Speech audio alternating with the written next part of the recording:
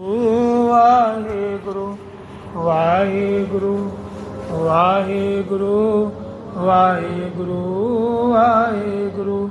ਵਿਸਰ ਨਾਹੀ ਦਾਤਾਰ, ਵਿਸਰ ਨਾਹੀ ਦਾਤਾਰ।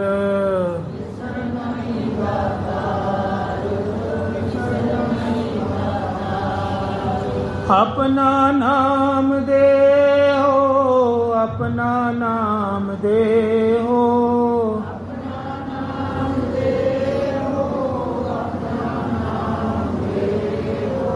ਗੁਣ ਗਾਵਾਂ ਦਿਨ ਰਾਤ, ਗੁਣ ਗਾਵਾਂ ਦਿਨ ਰਾਤ।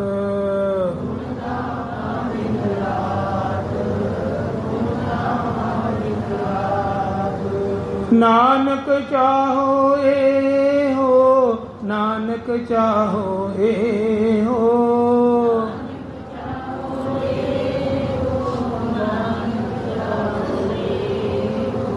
ਗੁਣ ਗਾਵਾਂ ਦਿਨ ਰਾਤ, ਗੁਣ ਗਾਵਾਂ ਦਿਨ ਰਾਤ।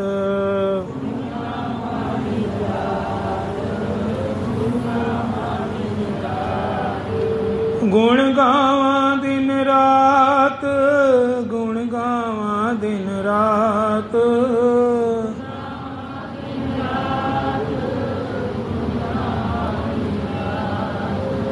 ਵਾਹਿਗੁਰੂ ਵਾਹਿਗੁਰੂ ਵਾਹਿਗੁਰੂ ਵਾਹਿਗੁਰੂ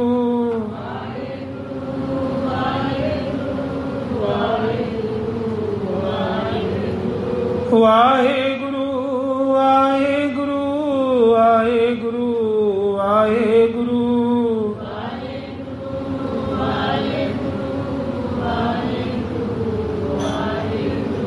ਵਾਹਿਗੁਰੂ ਵਾਹਿਗੁਰੂ ਵਾਹਿਗੁਰੂ ਵਾਹਿਗੁਰੂ।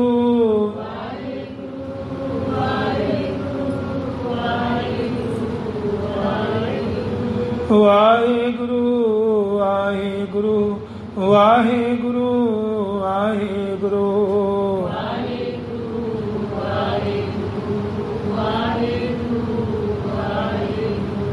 ਵਾਹਿਗੁਰੂ ਵਾਹਿਗੁਰੂ ਵਾਹਿਗੁਰੂ ਵਾਹਿਗੁਰੂ।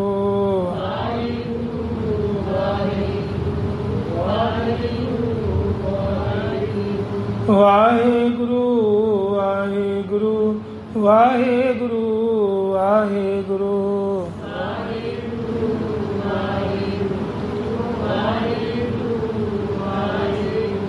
ਵਾਹਿਗੁਰੂ ਜੀ ਕਾ ਖਾਲਸਾ, ਵਾਹਿਗੁਰੂ ਜੀ ਕੀ ਫਤਿਹ। ਤਨਾਸਰੀ ਭਗਤ ਰਵਿਦਾਸ ਜੀ ਕੀ।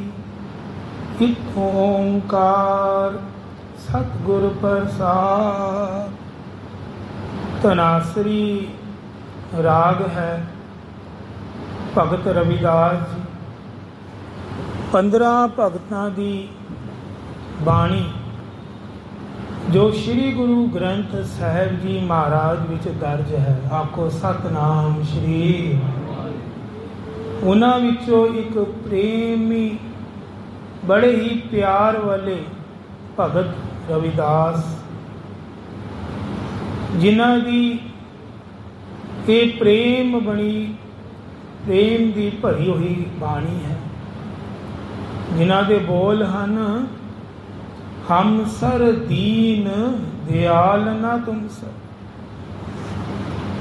ਆਪਣੇ ਆਪ ਨੂੰ ਭਗਤ ਜੀ ਸਭ ਤੋਂ ਨੀਵਾਂ ਆਖਾਰੇ ਕਿ ਮੇਰੇ ਵਰਗਾ ਦੀਨ ਨਹੀਂ ਤੇ ਸਤਿਗੁਰੂ ਤੁਹਾਡੇ ਵਰਗਾ ਦਿਆਲ ਨਹੀਂ। ਆਖੋ ਸਤਿਨਾਮ ਸ਼੍ਰੀ ਵਾਹਿਗੁਰੂ। ਮੇਰੇ ਵਰਗਾ ਦੀਨ ਕੌਣ ਹੋਏਗਾ ਸੰਸਾਰ, ਤੇ ਤੁਹਾਡੇ ਵਰਗਾ ਦਿਆਲ ਉਹ ਮੈਨੂੰ ਲੱਭਣਾ ਨਹੀਂ। ਅਬ ਪਤਿਆਰ ਕਿਆ ਕੀਜੈ। ਹੁਣ ਕਿਸ ਤਰ੍ਹਾਂ ਤਰਿਆ ਜਾਵੇ,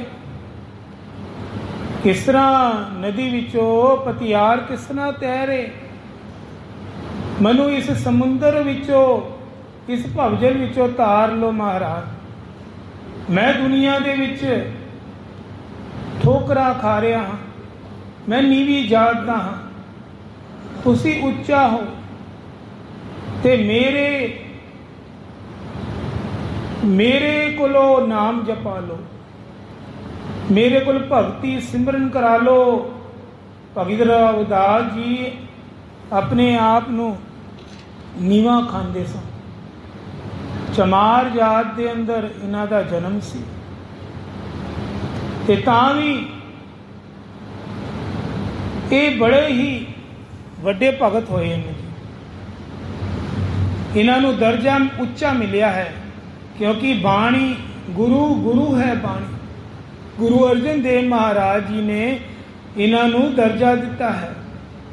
ਅੱਜ ਜਿੱਥੇ ਸ਼੍ਰੀ ਗੁਰੂ ਗ੍ਰੰਥ ਸਾਹਿਬ ਜੀ ਮਹਾਰਾਜ ਜੀ ਨੂੰ ਮੱਥਾ ਟੇਕ ਰਹੇ ਹੋ ਤੇ ਉੱਧਰ ਹੀ ਭਗਤ ਰਵਿਦਾਸ ਜੀ ਨੂੰ ਵੀ ਮੱਥਾ ਟੇਕ ਰਹੇ ਹੋ। ਆਖੋ ਸਤਨਾਮ ਸ਼੍ਰੀ ਵਾਹਿਗੁਰੂ। ਇਹ ਭਗਤਾਂ ਦੀ ਮਹਿਮਾ ਹੈ। ਬਚਨੀ ਤੋਰ ਮੋਰ ਮਨ ਮਾਨੇ ਜਨ ਕੋ ਪੂਰਨ ਦੀਜੈ। ਪਰ ਉਹ ਭਗਤ ਰਵਿਦਾਸ ਜੀ ਆਖਦੇ ਹਨ ਕਿ ਮੈਂ ਤੇਰਾ ਜਨ ਹਾਂ, ਮੇਰੇ ਉੱਪਰ ਪੂਰਨ ਕਿਰਪਾ ਕਰੋ, ਮੈਨੂੰ ਆਪਣਾ ਨਾਮ ਦੇ ਦੋ। ਹੋ ਬਲ ਬਲ ਜਾਉ ਰਮਈਆ ਕਾਰਨੇ, ਮੈਂ ਬਲ ਬਲ ਜਾਣਾ ਉਸ ਪ੍ਰਭੂ ਦੇ, ਉਸ ਰਮਈਆ ਦੇ ਕਾਰਨ ਕਵਨ ਅਬੋਲ ਰਹਾਓ। ਬਹੁਤ ਜਨਮ ਵਿਛੜੇ ਤੇ ਮਾਤੋ। ਇੱਕ ਜਨਮ ਨਹੀਂ, ਕਈ ਜਨਮਾਂ ਦਾ ਭਟਕਿਆ ਪਿਆ ਮਹਾਰਾਜ। ਇਹੋ ਜਨਮ ਤੁਮਾਰੇ ਲੇਖੇ। ਇਹ ਜਿਹੜਾ ਜਨਮ ਮਿਲਿਆ ਹੈ ਨਾ ਮਨੁੱਖਾ ਦੇ, ਇਹ ਤੁਹਾਡੇ ਮੈਂ ਲੇਖੇ ਲਾਣਾ ਚਾਹੁੰਦਾ ਹਾਂ ਮਹਾਰਾਜ। ਕਹਿ ਰਵਿਦਾਸ ਆਸ ਲਗ ਜੀਵੋ, ਚਿਰ ਪਾਇਓ ਦਰਸ਼ਨ ਦੇਖੇ। ਰਵਿਦਾਸ ਭਗਤ ਕਹਿੰਦੇ ਹਨ ਕਿ ਮੇਰੀ ਇੱਕੋ ਆਸ ਹੈ ਕਿ ਮੈਨੂੰ ਆਪਣੇ ਦਰਸ਼ਨ ਦੇ ਦਿਓ।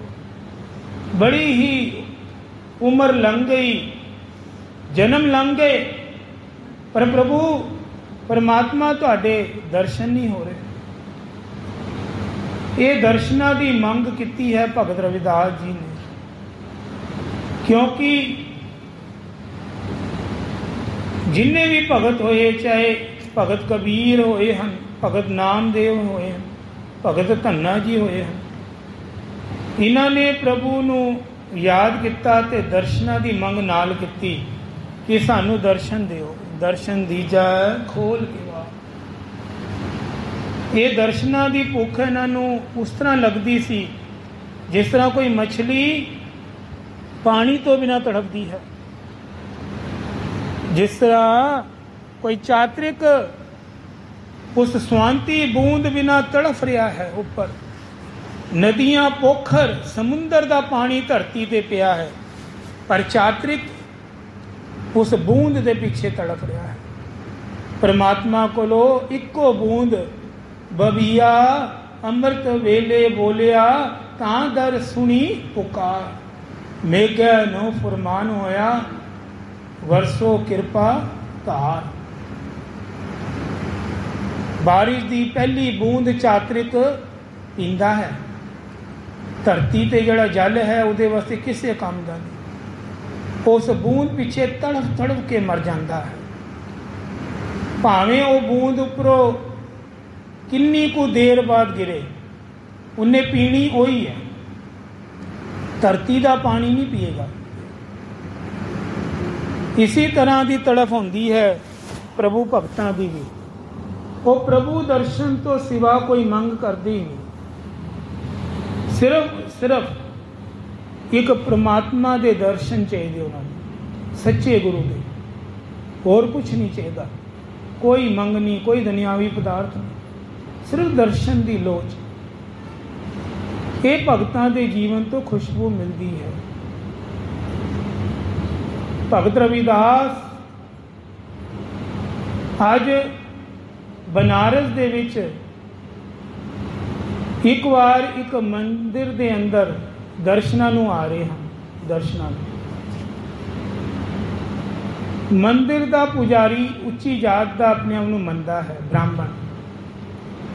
उन्हें दूरों ही देख लिया भगत रविदास अज सीढ़ी चढ़ के मंदिरां दे दर्शन प्रभु के दर्शनां नूं आ रहा है। ईरखा बड़ी माड़ी चीज़ है, किसी को साड़ रखनी, ईरखा रखनी, इहदे नाल सारी भगती चली जाती। आखो सतनाम श्री वाह। जड़ी भगती तुसीं करदे हो ना, जे सुखमनी साहिब दा पाठ कर रहे हो तो बाहर जाके किसी नाल ईरखा दृष्टि रख रहे हो तो समझो तुहाडी भगती नूं फल नहीं लगेगा, नहीं लगेगा, क्योंकि तुहाडे अंदर हजे ईरखा है, निंदिया है। वो पंडित दे विच भी ईरखा सी भगत जी प्रति। भगत रविदास प्रेम नाल दर्शनां नूं आ रहा है। पंडित बाहर आके उच्ची आवाज में बोलिया, तू नीवी जात दा भगत रविदास बनता है ते तू इत्थे की करन आया? तैनू आग्या नहीं अंदर आन दी, तू दर्शन नहीं कर सकता। आखो सतनाम श्री वाह। भगत रविदास जी के नाल भी सेवक सन जो भगत जी ने नाल ही रहिंदे सन, होर भी पब्लिक सी, सारे तमाशा बन गया। पंडित ने रोका पा लिया। भगत रविदास जी भाणा मनते सन, चुप करके बैठे हैं। पंडित बोलता है, बोल कबोल बोली जाता है कि तू अपने आप नूं की मनदा है? वो कहंदे भगत जी बोले, प्रभु ते सब दे सांझे हैं, ये ते दर्शन वास्ते ही है, सारे आ सकते हैं, हर किसी दे विच दिल विच वसते हैं पंडित जी। पर पंडित किसी गल तो मन्ने ही ना। इन्नी देर विच राजा आ गया, उस वेले का सुल्तान, वो भी मंदिर वाल आ रहा है। उन्हें देखिया पब्लिक इकट्ठी है, रविदास भगत के आस पास भीड़ लगी है। पंडित उच्चा उच्चा बोलता है, बोल कबोल। पुछन लग्या, राजा की गल होई? कहंदे गल ये है, भगत रविदास दर्शनां नूं जांदा सी ते ये ब्राह्मण अगे हैं, ये इन्हां नूं अंदर आन नहीं दे रहे, बस इन्नी गल है। राजा समझदार सी। राजा कहंदा मैं न्याय पूरा करांगा, इन्हां नूं कहो ये कोई फैसला नहीं करन। कल अपने अपने प्रभु इष्ट की मूर्ति लैके गंगा दे किनारे आ जान। आखो सतनाम श्री वाह। गंगा किनारे बनारस आ गए, सारे पंडित ब्राह्मण भी आ गए, भगत रविदास भी आ गए। किसी कोलो सोने दे भगवान मूर्ति होंगी ना, सोने की बनती है, किसी को पित्तल दे भगवान, पित्तल की मूर्ति, किसी को चांदी दे भगवान, किसी को कोई होर मैटल दे भगवान हैं। पर भगत रविदास कोल एक मिट्टी की मूर्ति है। आखो सतनाम श्री वाह। सब तो गरीब भगत रविदास, झोले विच पुराने झोले अंदर थैली विच लैके आए हैं। सब ने चौकी सजाती ही रंगा किनारे, अपने अपने इष्ट भगवान सजा दिते, थाली सजा दी पूजा से। ते राजे ने ऐलान करता, इष्ट भगवान नू अपनी चौकी ते बिठा दो ते आप परले किनारे आ जाओ, नदी दे परले किनारे।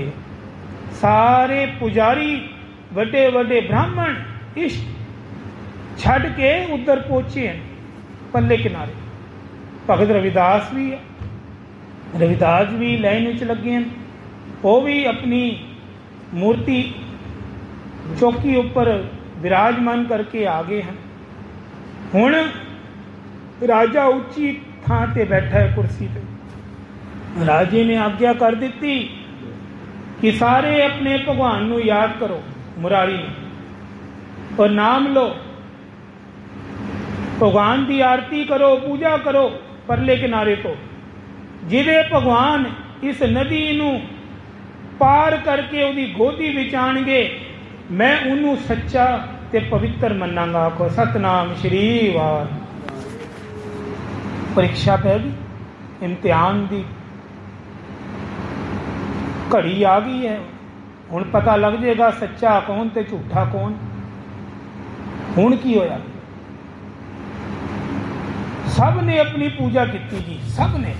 कोई मंत्र पढ़ रहा है, कोई वेद व्यास पढ़ रहा है, कोई आरतियां कर रहा है अपने अपने ढंग नाल। जोर ला लिया जी, जोर। किसी भी मूर्ति उस बिंडे तो उस चौकी तो हिली तक नहीं, हिली तक नहीं। पर भगत रविदास जी रो रहे हैं, विराग कीर्तन कर रहे हैं। सगल भवन के नायका एक छिन दरस दिखाए जी। ये शब्द उचारिया भगत जी ने रोंदे होए। उस मिट्टी की मूर्ति विच भी जान पाती भगत जी ने। वो मिट्टी की मूर्ति हिलती पई है चौकी तो, ते सामने पब्लिक देख रही है हैरान होके। राजा भी देख रहा है, किसी की मूर्ति नहीं हिलती, पर भगत रविदास की मूर्ति हिलती है। भगत जी अखां मूंद के कीर्तन करते हैं, दर्शना का शब्द पढ़ते हैं जो बाणी च भी दर्ज है। मूर्ति उस चौकी तो हिली, हिल के थले आ गई। थले आके उस नदी दे विच चल पई, पानी दे विच डुबी नहीं। हालांकि मिट्टी की मूर्ति डुब जाती है, पर नहीं डुबी, चलती पई है लहरां दे उपर। चल चल के सारी नदी पार करके परले किनारे ते भगत रविदास की गोद विच आके भगवान बैठ गए। आखो सतनाम श्री वाहिगुरू। वो राजे ने पंडितां नूं बुलाया, कहंदे देखो ये है भगत रविदास जिहदी तुसी ईरखा करदे हो, निंदिया करदे हो, बुराइयां करदे हो। उस गरीब नूं तुसी लताड़दे हो, जिहड़ा दर्शनां नूं अंदर आना चाहता सी ते तुसी रोका पा दिता। जातिवाद का नाम लैके उच्ची जाति दे बनते हो। देखो भगत रविदास ये सच्चा भगत है। अज तो बाद इसनूं कोई मंदिर तो जान तो नहीं रोकेगा। आखो सतनाम श्री वाहिगुरू। फैसला मैं करता हाँ, राजे ने कहा, क्योंकि न्यायपालक राजा से, धर्म का राजा से। उन्हें फैसला किया ते पंडित दी जड़ी अखां सी नीवी हो गई। जो पंडित नाल लोग सी रखालू, वो भी नीवी होके मूँह थले करके गल्लां करते हैं कि ये की हो गया, ये तो साडी बेइज्जती हो गई। बनारस विच सब जगह रोला, शहर विच कि भगत रविदास वर्गा कोई भी नहीं। कहण दा भाव है ये भगतां दे गुण हैं, वो अपनी भगतियां करते रहते हैं। ईरखालू लोग अपनी साड़ कटते हैं, उन्नी ही भगत की वडियाई उपर चढ़ती है, नीवी नहीं चढ़ती। भगत उल्टा मशहूर हो जाते, क्योंकि गुरु उन्होंने वडियाइयां कराना चाहता है, गुरु उन्होंने प्रसिद्धि देना चाहता है। तो भगत की करेंगे? कबीर जी देख लो, उन्होंने केड़ा नहीं तंग किया गया, किन्ना लताड़िया गया कबीर जी, अग दे अंदर साड़िया गया कबीर जी, हाथी दे थले सुट्टिया गया, पानी दे विच डुबो दिता कबीर ने।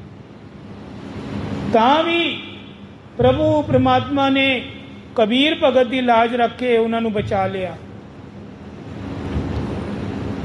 रविदास भी उन्होंने भगतों विचों एक भगत होए जिन्हां दा अज ये शब्द हुक्मनामा साहब तुसीं सुनिया।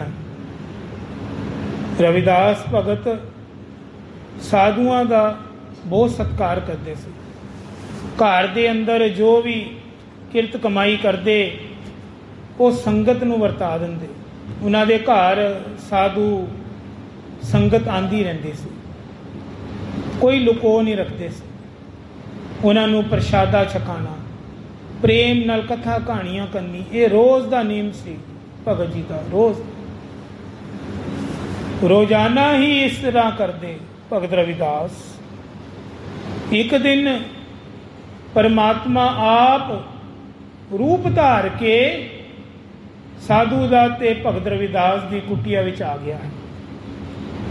भगत रविदास की हाजिर हजूरी देखी, लंगर छकान का ढंग देखिया, बड़े ही प्रेम नाल लंगर छकाया परमात्मा नूं रविदास जी ने, बड़े ही आदर सत्कार नाल कथा सुनाइयां। इजाजत लैन लगे, साधु भगवान बोले कि मैं तैनूं कुछ देना चाहना, खुश होके तेरी सेवा ते प्रसन्न। कहंदे दसो की? कहंदे ये लै झोले चों कट्टिया पत्थर, उहदा नाम सी पारस, पारस पत्थर। पारस की खूबी हुंदी है, गुण हुंदा है, वो लोहे नूं छू दो ते वो सोना बन जाता है, सोना। परमेश्वर ने मन विच इच्छा सी मेरा भगत रविदास गरीब ना रहे, ये होर ज्यादा संगत की सेवा करे, इहदे कोल कोई पदार्थां की कमी ना होए। पर रविदास जी अगों कहंदे मेरे कोल तां नाम अमोलक है, नाम, मैं तो प्रभु का सिमरन करता हाँ, रब का, इस तो वड्डी महंगी वस्तु मेरे हिसाब नाल कोई है नहीं। साधु महाराज मैनू इस पारस की लोड़ नहीं, तुसी ये ले जाओ, अपने नाल ही ले जाओ। पर जिद करन ते साधु ने जबरदस्ती उन्होंने हाथ देने की कोशिश की, तुसी रखो, तुहानू कदी लोड़ पेगा, रख लो। नहीं रखिया, पर कहते जे तुसी जिद करते हो, वो सामने टोकरी टंगी है चौपड़ के बाहर, उस टोकरी के अंदर तुसी अपने हथी पा लो, जिस दिन तुहानू लोड़ होएगी तुसी अपनी अमानत वापस ले जाना। ये मैं कर सकता। रविदास भगत के कहन ते हुण भगवान साधु ने ना वो पत्थर जाके टोकरी विच रखता है, टोकरी विच रखिया है, ते नाल ही भगवान अलोप हो गए, साधु चले गए उस कुटिया को। हुण रविदास अपनी उसी तरह जुतियां गंढ रहा है, चमार जाती, चप्पल का काम चमड़े का, उसी तरह करते हैं साधुओं की सेवा, गरीबी कट्टी जाते हैं। काफ़ी समा बीत गया, भगवान साधु फिर आ गए चौपड़ी, देखते हैं रविदास नूं ये तो उसी तरह ही दिन कट्टी जाता है, ये तो बड़ा ही खुश है, प्रसन्न है, गरीबी ही खुश है, लगता है इन्हें पारस नूं छूया तक नहीं। चलो खैर, जदों मुलाकात हुई तो साधु भगवान ने दसिया कि मैं तुहानू कोई अमानत दे गया सी, पारस पत्थर, वो कित्थे है? रविदास भगत कहंदे वो तो मैं छूया तक नहीं, जिद्दां तुसी रखिया सी उदां ही टोकरी दे विच ही पिया है, चाहो तो अपनी अमानत वापस ले लो। हुण साधु ने टोकरी विच हाथ पाया, उसी कपड़े लाल कपड़े च लपेटिया है पारस। वाकई ही जिस तरह गंढ बंदी सी उसी तरह गंढ बंदी है, और पारस नूं छूया तक नहीं इन्ने साल। परमात्मा बड़े खुश होए, कहंदे मेरा भगत मेरा ही है, ये लक्ष्मी का दास नहीं बनया, इन्हें सोना चांदी नूं कुछ नहीं समझिया, इन्हें कीमती तो कीमती वस्तु नूं भी ठुकराता। हुण परमात्मा दर्शन दे रहे हैं खुश होकर, पहले साधु रूप से हुण दर्शन देते, दर्शन दिते, भगत रविदास नूं वर मिलिया, हे भगत रविदास, जिस तरह ये पारस वट्टी है ना, पारस ये छू के लोया भी सोना बन जाता है, तू असली पारस है, रियल पारस ते तू है रविदास। जो भी तेरी संगत करेगा, जो तेरे वचन सुनेगा, वो भी कठोर तो कठोर हृदय वाला व्यक्ति, वो भी सोने कंचन हो जाएगा। आपको सतनाम श्री वाह, शुद्ध हो जाएगा, सोने वर्गा प्योर हो जाएगा। यानी तेरी भक्ति, तेरी संगत नाल इन्ना असर होएगा, तू तेरे वर्गा पारस कोई भी नहीं। ये वर दे रहे हैं भगत रविदास जी, चरना ते ढह पे भगवान दे, महाराज सब थोड़ी कृपा है, मैं कुछ भी नहीं, मैं तो दासां दा दास हाँ, मैं तो चमार हाँ, मैं तो नीवी जात दा, लोग मेरे तो नफरत करते, ईर्खा करते हैं, मैं किसी जोगा नहीं, पर तुसी मैनू वडियाइयां दे रहे हो, मैं तो तुहाडा नाम ही जपांगा, ਜਦ ਤੱਕ ਸੰਸਾਰ ਵਿੱਚ ਸਵਾਸ ਹਨ। ਲੋਕਾਂ ਨੂੰ ਵੀ ਇਹੀ ਉਪਦੇਸ਼ ਬਖਸ਼ਾਂਗਾ, ਨਾਮ ਜਪੋ, ਭਗਤੀ ਕਰੋ। ਇਹ ਭਗਤਾਂ ਦੇ ਲੱਛਣ ਹਨ, ਇਹ ਸੰਤਾਂ ਦੇ ਲੱਛਣ ਹਨ। ਸੰਤਾਂ ਕੋ ਮਤ ਕੋਈ ਨਿੰਦੋ, ਸੰਤ ਰਾਮ ਹੈ ਏਕੋ। ਇੱਕ ਹੀ ਹੁੰਦੇ ਹਨ। ਰਾਮ ਜੋ ਦਾਤਾ ਮੁਕਤ ਕੋ, ਸੰਤ ਜਪਾਵੈ ਨਾਮ। ਇਹ ਸੰਤ ਲੋਕ ਨਾ ਨਾਮ ਹੀ ਜਪਾਨ ਆਏ ਹਨ। ਇਹ ਨਾਮ ਦੀ ਬਰਕਤ ਹੈ, ਇਹ ਭਗਤਾਂ ਦੀ ਬਾਣੀ ਹੈ। ਜੋ ਭਾਈ ਸੰਸਾਰ ਵਿੱਚ ਜੇ ਕੁਝ ਲੈਣਾ ਚਾਹੁੰਦਾ ਹੈ ਤੇ ਅੱਜ ਤੋਂ ਇਹ ਫੈਸਲਾ ਕਰ ਲਓ, ਮਨ ਵਿੱਚ ਪ੍ਰਣ ਕਰ ਲਓ ਕਿ ਕਿਸੇ ਦਾ ਦਿਲ ਨਹੀਂ ਦੁਖਾਣਾ। ਨਾਮ ਜਪਾਨ ਦੀ ਕੋਸ਼ਿਸ਼ ਕਰੋ, ਕਿਸੇ ਨੂੰ ਜੋੜੋ, ਤੋੜੋ ਨਾ। ਇਹ ਹਿਰਦੇ ਵਿੱਚ ਭਗਵਾਨ ਵਸਦੇ ਨੇ। ਭਗਵਾਨ ਜੇ ਹੋ ਸਕੇ ਤੇ ਨਾਮ ਜਪਾਣਾ ਸ਼ੁਰੂ ਕਰ ਦਿਓ। ਜੇ ਕੋਈ ਚਾਹੁੰਦੇ ਹੋ ਕਿਸੇ ਨੂੰ ਜੋੜੋ। ਬਾਬਾ ਨੰਦ ਸਿੰਘ ਜੀ ਕਹਿੰਦੇ, ਜੋੜਨ ਵਰਗਾ ਪੁੰਨ ਨਹੀਂ, ਤੋੜਨ ਵਰਗਾ ਪਾਪ ਨਹੀਂ। ਨਾ ਕਰਨਾ ਇਹ ਕੰਮ। ਕੋਈ ਤੁਹਾਡੇ ਕਰਕੇ ਟੁੱਟ ਨਾ ਜਾਵੇ, ਕੋਈ ਐਸਾ ਗਲਤੀ ਦਾ ਕਦਮ ਨਾ ਧਰਿਆ ਜਾਵੇ ਜਿਹਦਾ ਸਾਨੂੰ ਲੇਖਾ ਦੇਣਾ ਵੀ ਔਖਾ ਹੋ ਜਾਵੇ। ਸਿਰਫ ਔਰ ਸਿਰਫ ਭਗਤਾਂ ਵਾਲੀ ਕਰਨੀਆਂ ਕਰੋ। ਜੋ ਭਗਤਾਂ ਨੇ ਸੰਗਤਾਂ ਨੂੰ ਜੋੜਿਆ, ਨਾਮ ਜਪਾਇਆ ਤੇ ਪ੍ਰਭੂ ਨੂੰ ਖੁਸ਼ ਕੀਤਾ, ਇਹ ਭਗਤ ਦੇ ਚਾਲ ਚਲਨ ਹਨ। ਇਹ ਭਗਤਾਂ ਦੀ ਬਾਣੀ ਹੈ। ਭਗਤ ਫਰੀਦ ਜੀ, ਭਗਤ ਨਾਮਦੇਵ ਜੀ, ਭਗਤ ਕਬੀਰ ਜੀ, ਭਗਤ ਧੰਨਾ ਜੀ, ਭਗਤ ਰਵਿਦਾਸ ਜੀ, ਭਗਤ ਪੀਪਾ ਜੀ, ਭਗਤ ਸਦਨਾ ਜੀ, ਭਗਤ ਸੈਨ ਨਾਈਕ, ਭਗਤ ਰਾਮਾਨੰਦ ਜੀ, ਭਗਤ ਪੀਪਾ ਜੀ, ਇਹ ਸਾਰੇ ਭਗਤ ਇੱਕੋ ਹੀ ਗੱਲ ਤੇ ਜ਼ੋਰ ਦਿੰਦੇ ਸਨ ਕਿ ਨਾਮ ਜਪਾਉਂਦੇ ਸਨ, ਜੋੜਦੇ ਸਨ, ਕਥਾ ਸੰਗਤ ਵਿੱਚ ਵੰਡ ਕੇ ਖਾਂਦੇ ਸਨ, ਸਾਧੂਆਂ ਵਿੱਚ ਭੋਜਨ ਵਰਤਾ ਦਿੰਦੇ ਸੀ। ਕੋਈ ਇਹਨਾਂ ਨੂੰ ਘਾਟ ਨਹੀਂ ਆਈ। ਆਓ ਹੁਣ ਸਮਾਪਤੀ ਵੱਲ ਵਧੀਏ, ਸਾਰੇ ਨਾਮ ਜਪਦੇ ਹੋਏ। ਕੱਲ ਫਿਰ ਵਿਸ਼ੇ ਆਰੰਭ ਕਰਾਂਗੇ ਜੀ। ਸਾਰੇ ਜਪੋ, ਵਾਹਿਗੁਰੂ ਵਾਹਿਗੁਰੂ ਵਾਹਿਗੁਰੂ ਵਾਹਿਗੁਰੂ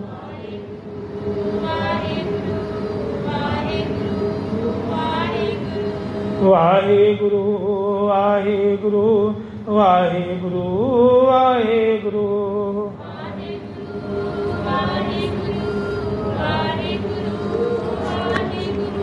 ਵਾਹਿਗੁਰੂ ਵਾਹਿਗੁਰੂ ਵਾਹਿਗੁਰੂ ਵਾਹਿਗੁਰੂ